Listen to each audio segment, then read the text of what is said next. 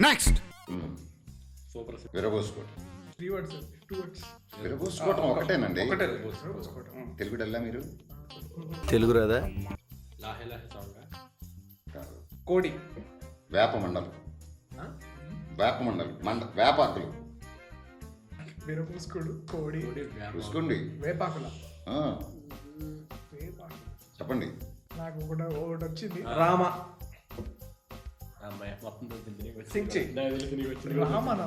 సింగ్ చెయ్యి. నేను చెప్పి ఏం చెప్పాను గుర్తున్నాయా? ఏం చేసుకుంటారు? ఎర్రబోసుకోవటం, వేప మండ, కోడి.